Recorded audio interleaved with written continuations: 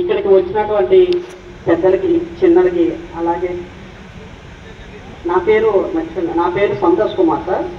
శ్రీకాకుళం జిల్లా, ఆంధ్రప్రదేశ్. మాది చిన్న పల్లెటూరు, పాత్నవర్స గ్రామం. అలాగే నాకు ఈ అవకాశం ఇచ్చినటువంటి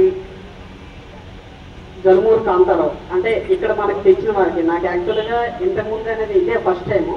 ఆంధ్ర ఎడ్యుకేషన్ అసోసియేషన్ అంటే ఆల్మోస్ట్ అంటే విన్నాను, కాకపోతే ఇక్కడికి రావడం ఇది మొదటిసారి. అతని అవకాశం ఇచ్చారు. అలాగే ఈ సభకు వచ్చినటువంటి పెద్దలకి మరియు చిన్నలకి, గౌరవనీయుల అందరికీ కూడా, గౌరవనీయ పూజలకి నా హృదయపూర్వక వందనములు. అలాగే మనం తెలుగు భాష అనేది చాలా విలువైనది. ఎందుకంటే ఎక్కడైనా సరే, దేశంలో కానీ ప్రపంచంలో కానీ ఎక్కడైనా సరే తెలుగు వాళ్ళు అనేది ఎక్కడైనా ఉంటారు. అలాగే మన భాష అనేది ఎప్పుడు కూడా మర్చిపోకూడదు. అంటే ఆల్మోస్ట్ ఎవరు ఒక్కసారిగా మొత్తం తెలుగులో మాట్లాడాలంటే ఎవరి వల్ల కాదు, మనం మాట్లాడలేము కూడా ఒక్కోసారి వాడుతుంటే. అలాగే మన తెలుగు భాష కోసం ఒక పాట అనేది వినిపించడం జరుగుతుంది మీకు. తీయ తేనియ తెలుగు తీపియే తీపి అని, దేశ భాషలందు తెలుగు లెస్సన్నా, నేతలకు చేతులెత్తి మొక్కి, తెలుగోడి నూపిని దీపాలుగా చేసి, దేశ దేశాలకు మోసుకెళ్ళిన అయ్యలకు మోకరిల్లి,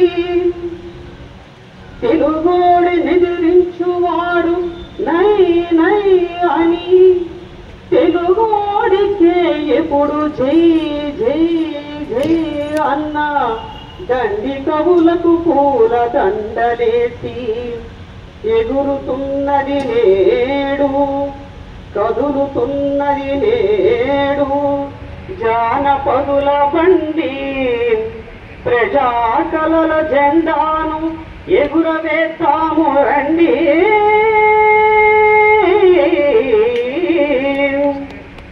తెలుగమ్మ తెలుగమ్మ తెలుగమ్మ నీకు వేల వేల వందనాలమ్మా, మా తెలుగు తల్లి నువ్వమ్మా, నీకు మల్లె పూల దండలోయమ్మా.